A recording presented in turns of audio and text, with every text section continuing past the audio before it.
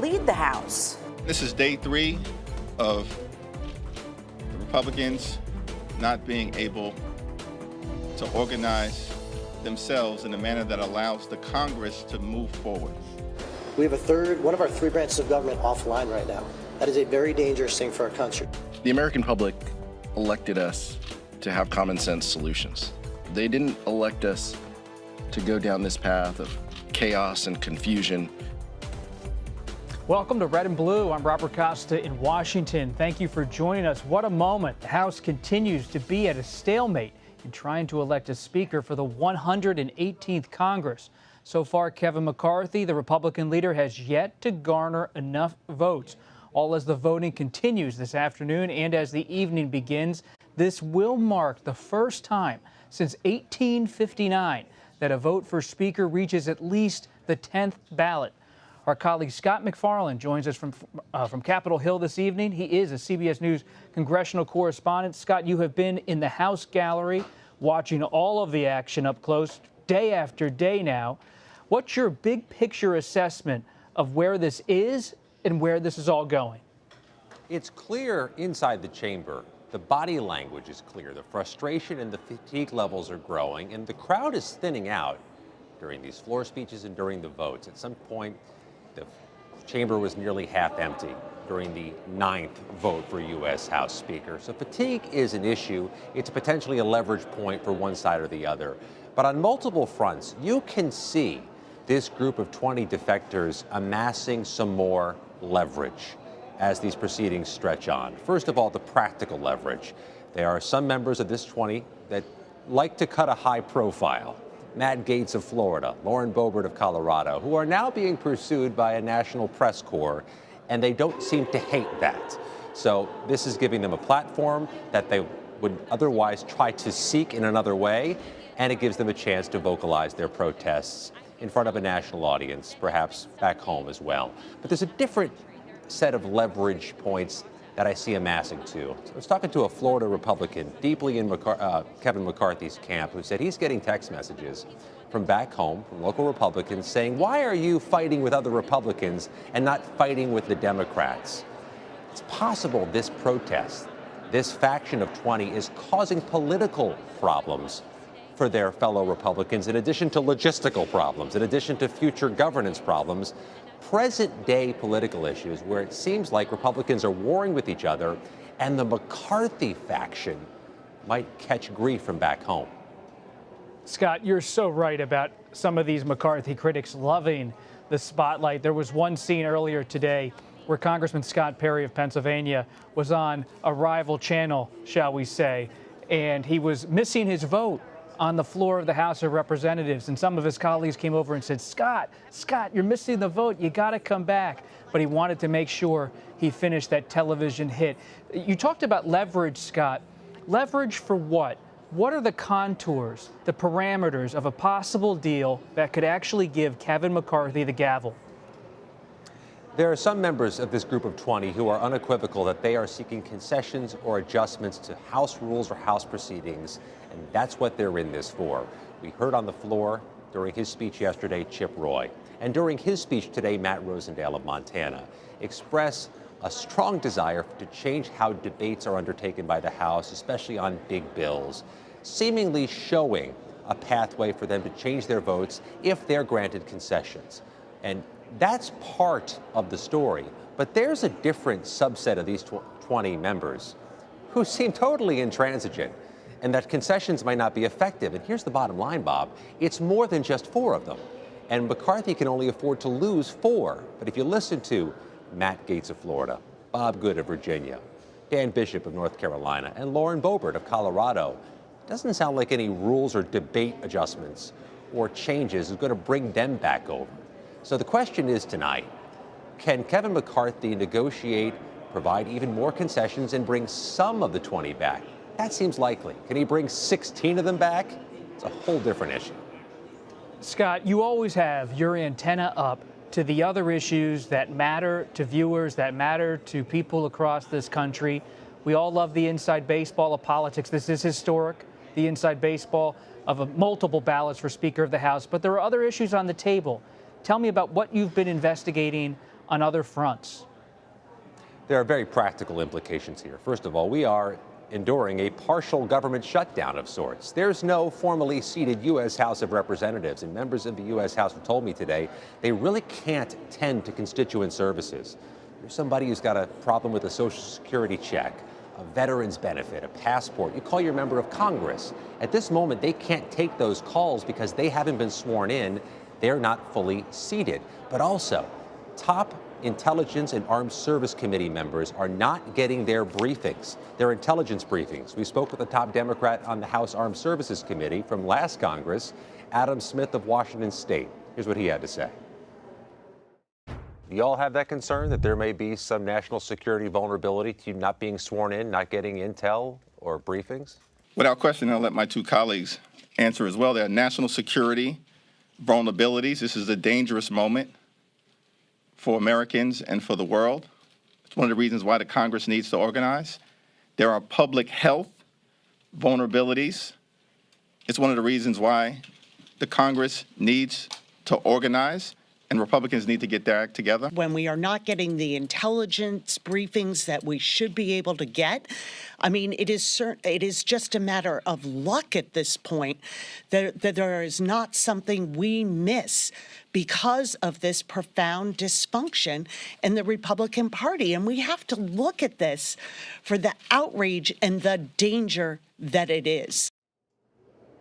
Got ahead of myself there, Bob. Adam Smith of Washington State, we did speak to him as well, and he says he has missed intelligence briefings since this impasse began. He expected to be briefed on Ukraine, China, on social media threat issues. He's not getting them. You also heard there from Catherine Clark and from Hakeem Jeffries. There's a real practical concern, especially, Bob, if this goes days and weeks further.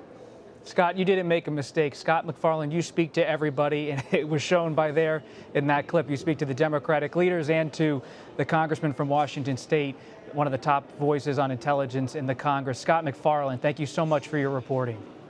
Thank you. For more, South Dakota Republican Congressman Dusty Johnson joins us now.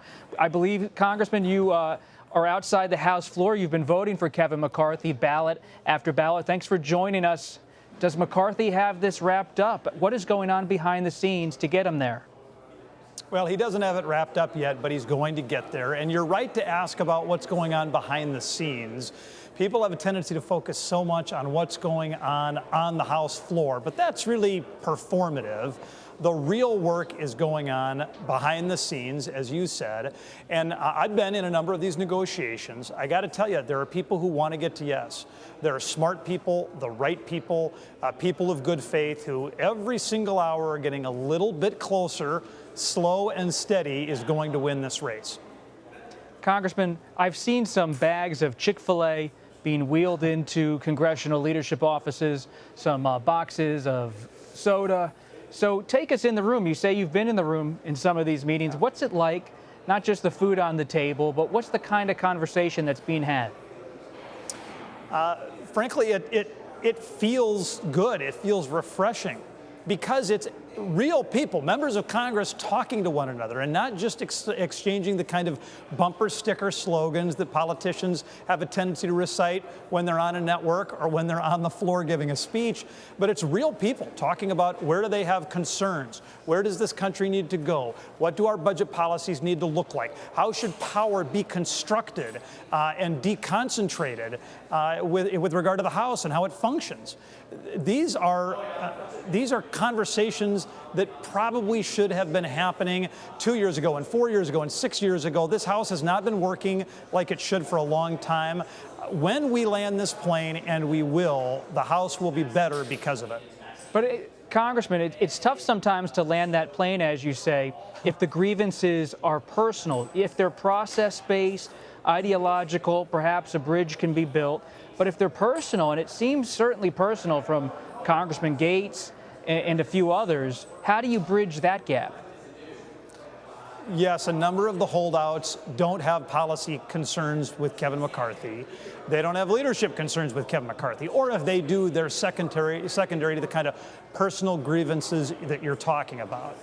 I think over time, as we go from a 9th ballot to a 10th ballot and from a 10th ballot to an 11th ballot, more and more those folks are going to realize that they cannot allow personal grievances to stand in the way of this House getting formed, these committees getting formed, and real work, real progress on the border, on crime and drugs in our cities, on inflation getting done. Listen, a deal is not going to come together instantly, but we're getting closer for that reason.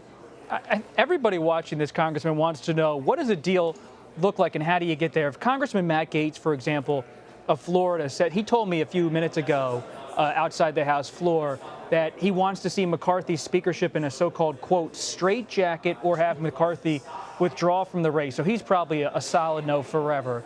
If you have a few solid no's that are just never going to come across the line, does that mean some Republicans have to vote present? How do you get to that threshold where McCarthy wins at this point? So first off, I wouldn't put too much stock in some of these quippy public statements by members of Congress. Sometimes they're delivered to try to gain more leverage in negotiations. Sometimes they're delivered just so that somebody can get attention from the folks back home. When Kevin McCarthy wins, I think it's going to be with 218 votes. But there are scenarios, like you described, where people either aren't here or they choose to vote present, whereby Kevin McCarthy could become Speaker with fewer than 218 votes. This is not just theoretical. Nancy Pelosi, John Boehner, Newt Gingrich, they all became Speaker with 216 votes. So it's absolutely possible. Let's say Congressman McCarthy leans a little bit to the right, cuts a deal with some of his critics who are on that side of the political spectrum. Do any of the traditional Republicans revolt and say, hey, that's a step too far. We can't agree to a deal where the Freedom Caucus gets all of these things? So I'm chairman of the Republican Main Street Caucus. That's a group of between 70 and 80 conservative pragmatists who want to get things done. These are kind of like some of the traditional conservatives you're talking about. And of course, there are some concessions that have been made that irritate them, but no deal happens easily in this town, in Washington, D.C. So almost by definition, when you get a deal, everybody involved feels a little irritated. They feel a little uncomfortable. And we're getting to the point where you can tell a deal is within reach because everybody feels a little uncomfortable, and that's okay. That's how we get this done. Congressman Dusty Johnson, outside the busy House floor, thank you so much for joining us. Absolutely. And as we said, there is still no functioning Congress. It's there, but function is another question. While we wait to find out who will be the next Speaker of the House, we'll have more on what's happening behind the scenes and on TV. Next, you're streaming Red and Blue, reporting across the political divide.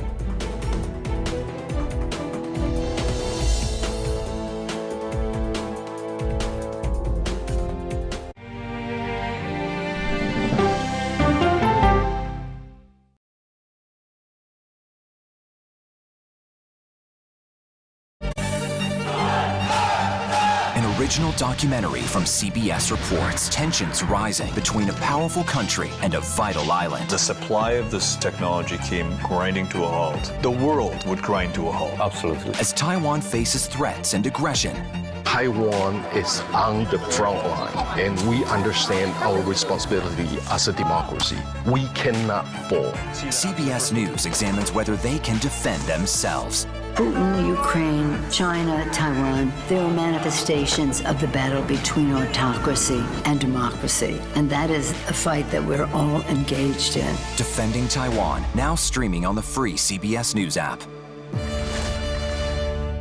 When weather turns extreme. States from the plains to the northeast are bracing for more than 2 feet of heavy snow. Every second counts. This is a monster winter storm. CBS News and the Weather Channel bring you virtual weather technology so advanced, so real. There's a wrinkle in the forecast, the accumulating ice. Oh! You'll have time to get prepared. Take precautions before you head out.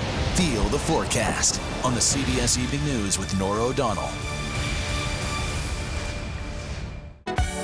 Stories that inform. Or you can be really old at 60, and you can be really young at 85. Inspire. How do we unlock the power within ourselves to be who we want to be? And brighten your day. The best part of fame is making people feel good. Always send the people home happy. Make every day a little more like Sunday morning. Here Comes the Sun. Stream now on the free CBS News app. An original documentary from CBS Reports. The carnage in our nation's schools has become painfully repetitive. Not one more child! School shootings have parents fighting mad. I promised my daughter I was going to fight. It's going to keep on happening. And teachers taking lessons in how to fight back. This is an exercise. We approach it as it's you or them. It shouldn't have to be your teacher's job to protect your life. But will the battle over gun control, People are afraid that they're going to lose their gun rights altogether. be the hardest lesson of all? The exercise, you're having to shoot at an adult. Are you prepared to have to kill one of your students? Guns in the Classroom, now streaming on the free CBS News app.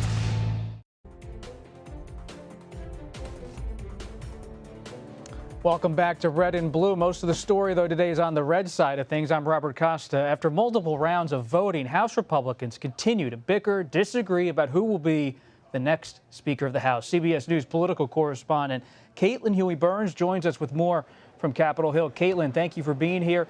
So you're talking to everybody, just like Scott McFarlane. Who have you spoken to recently, and what do they have to say? Hey, Bob. Well, just before coming to be with you, and it's good to be with you from Capitol Hill, I just spoke to Bob Good, who's a congressman from Virginia. He, of course, is one of the 20 defectors, and he's actually one of the 5 or so members who are kind of consider themselves never Kevin. These are people who have been against him from the start and have been trying to build up their ranks in opposition to McCarthy. And he told me that he is feeling pretty great. He said that they feel like they've got momentum.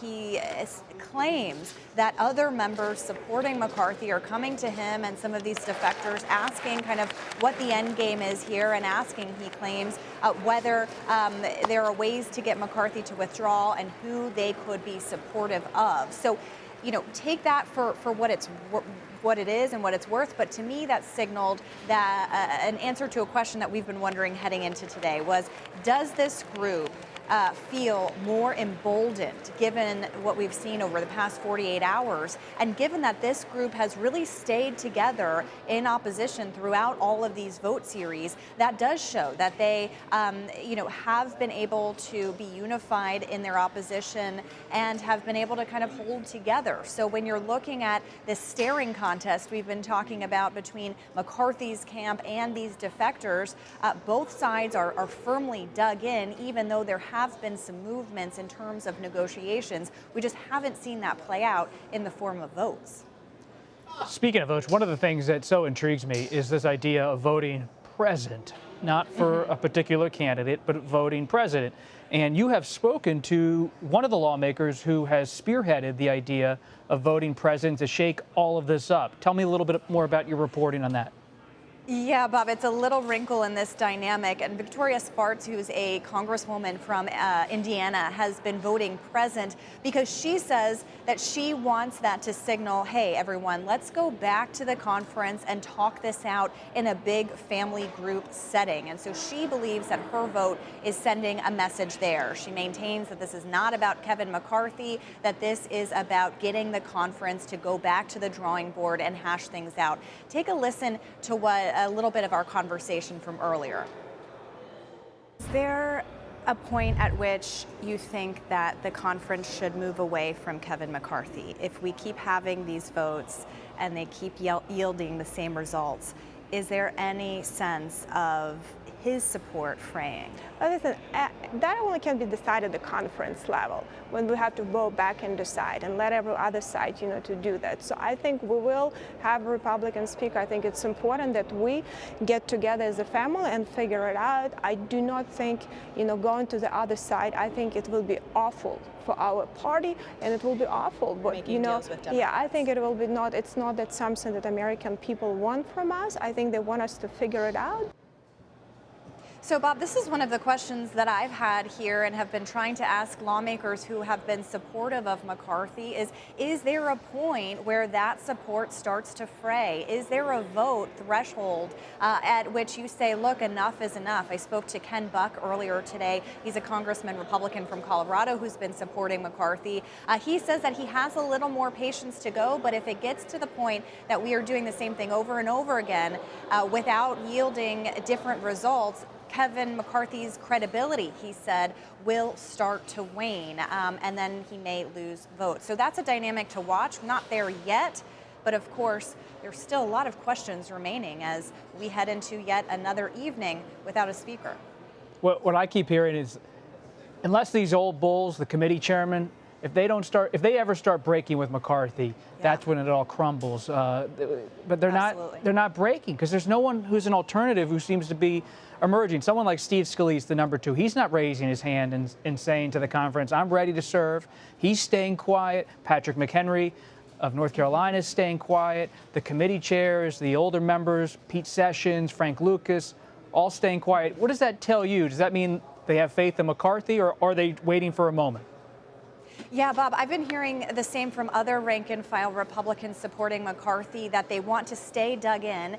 And, basically, I think the analysis is that the second that you show any sort of alternative shows a sign of weakness, and then it further emboldens the group that is opposing McCarthy. So even if there are, wanting to have conversations about alternatives or alternative pathways, even floating any names or floating any idea that there has been any, sort of thinking about someone besides McCarthy only weakens him further. And there's a thought that, you just can't do that given kind of how entrenched things are right now. But you hit it on the head. I mean, Jim Jordan and others who want to chair these committees have been firmly behind McCarthy.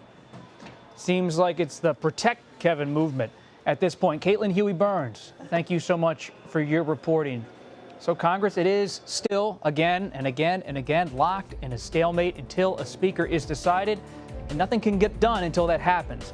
We'll talk about how this affects the GOP agenda and the unsure path McCarthy still has to the speakership. You're streaming Red and Blue.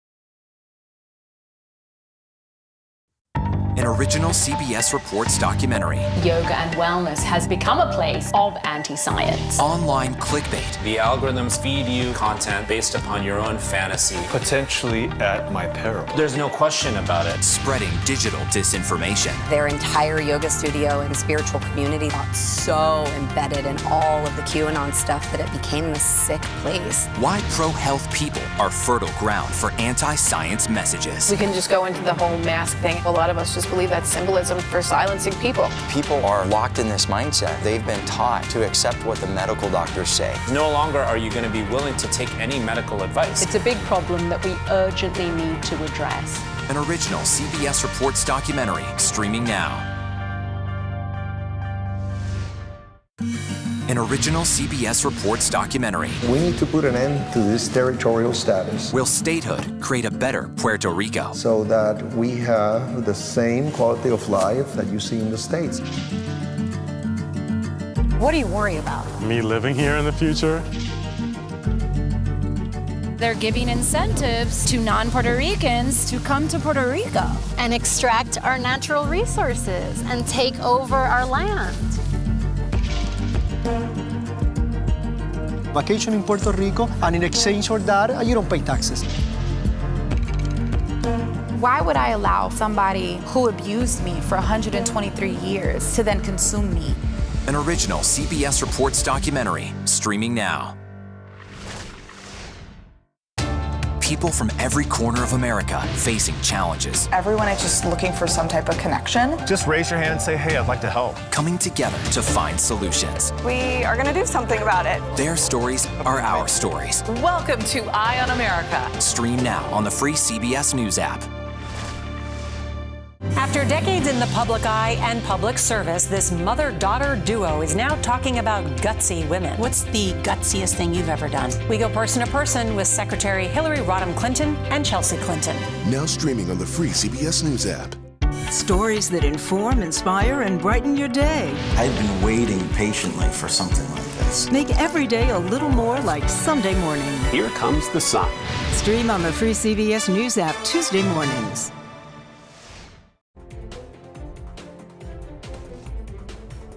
You know, the 200 plus members voting for McCarthy, we are not going to stop. That'll go on forever. There's others working. There's some on the 20 holdouts, I think, still working in good faith. You'll see some movement there. You've already seen some movement in the last day or so. They'll keep pushing this. They'll keep throwing out different names just to kind of make their point a little bit longer. But I'm having more faith that there's off-ramps. Welcome back to Red and Blue. I'm Robert Costa. That was our colleague Nicole Killian speaking with Congressman Dan Crenshaw, a McCarthy backer, about this ongoing stalemate up on Capitol Hill. And the standoff continues on with as many as 20 hardline holdouts rejecting Congressman Kevin McCarthy of California in his bid for the Speaker's gavel. CBS News Chief Washington Correspondent Major Garrett joins us for more. We really appreciate you being here, Major. I'm so glad you're here because, of course, you're tracking the ongoing crisis in Washington as our Chief Washington Correspondent. Yes. But you have long chronicled the Republican Party in Congress, and he's written this wonderful book from a few years ago called The Enduring Revolution. And I love this book. And if anything's a testament to the enduring revolution of Newt Gingrich and the 1994 Republican Revolution, it's perhaps this moment right now that the Republicans in Congress, in the House, have this rebellious spirit, whether it was against Newt in 97, 98, against John Boehner, against Paul Ryan, now against their leader, Kevin McCarthy. How do you see it from 30,000 feet as a historian and reporter? So I wrote that book 10 years after that historic election in 1994 that brought Republicans in control of the House of Representatives for the first time in 40 years. There's a whole generation of Americans now who assume Republicans and Democrats just sort of pass this back and forth periodically every 4 to 6 years. There was a 40-year span where Republicans were a perpetual minority. And that revolutionary spirit about taking back power was at the time earth-shattering in Washington. And it led to massive confrontations, first kind of government shutdowns. We also think government shutdowns are kind of regular order now. They're not. They were unprecedented at the time, because Republicans were so energized to force their agenda and get their way. And, as I write in the book, it left many consequential policy changes. They left a mark. That Congress did a lot of things up against a Democratic president. But that spirit has created for itself a kind of momentum politically that's less attached to policy and less attached to outcomes and more attached to being revolutionary just for the sake of the revolutionary ardor, visibility, and fundraising that comes with it. The one thing that allowed that Congress to be successful against a Democratic president who was adamantly opposed to most of their agenda was their unity and their focus. There is no unity and there is no focus for this incoming Republican majority. They don't appreciate how much that devalues and disempowers what they're trying to do.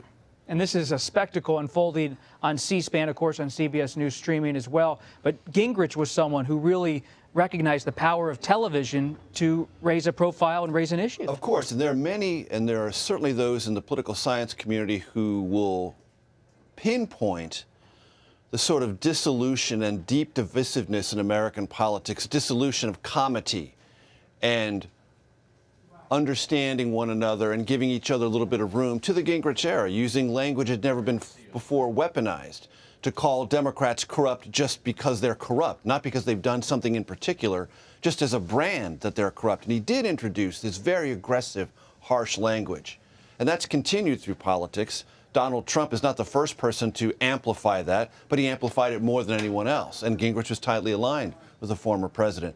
So that part of politics, Gingrich does own some authorship of. But he wasn't just that. And I often clash with those who only want to brand Gingrich as that. He was somebody who cared deeply about policy and organized Republicans to achieve it. And that's what the book's about.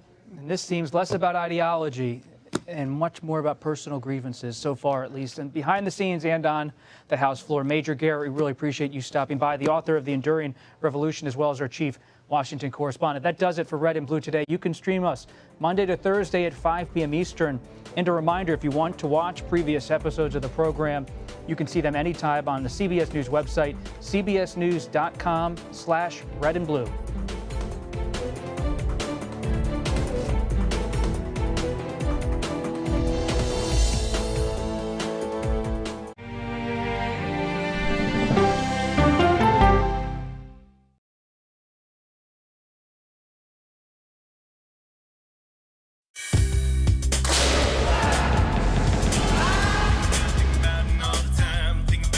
Everybody wakes up in the morning and they are pelted with alerts that frighten them, news that agitates them. With this show, we have the time to explain what's going on. These migrants, they've been released. Explain the status that allows them to be released, to slow things down a little bit. What are the big sets of questions for China and its ambitions? Hackers are stepping up their attacks to extort victims. Let's start with easy. Who's attacking? Here's a deeper understanding of what's happening.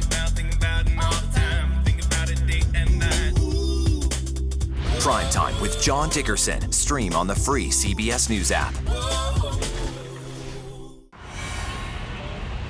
You ready? A generation of kids opens up on CBS Reports. I just want to be like a regular kid. Their world, their struggles, their voices. What if I was white?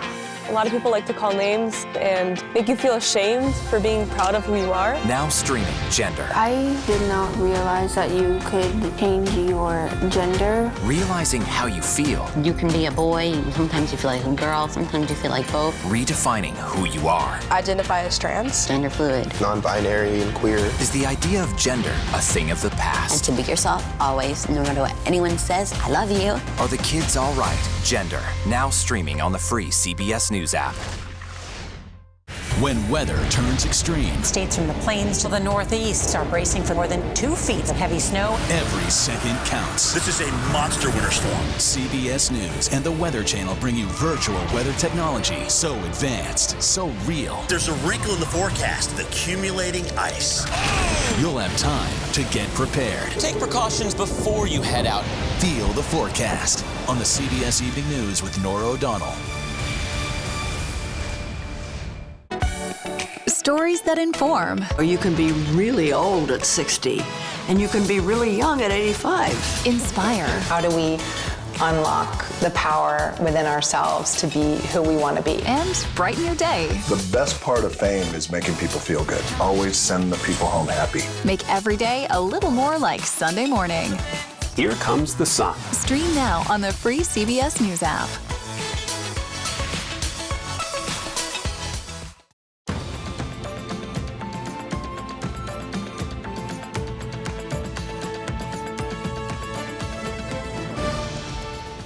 Hello, everyone. Thanks so much for staying with us here on CBS News Today. I'm Errol Barnett. And I'm Lana Zach. Here's a quick look at some of the top stories that we're following right now. In Washington, the vote for the next Speaker of the House is well beyond a stretch in its third day. Republicans have been unable to break the stalemate with the lawmakers that are blocking the nomination of California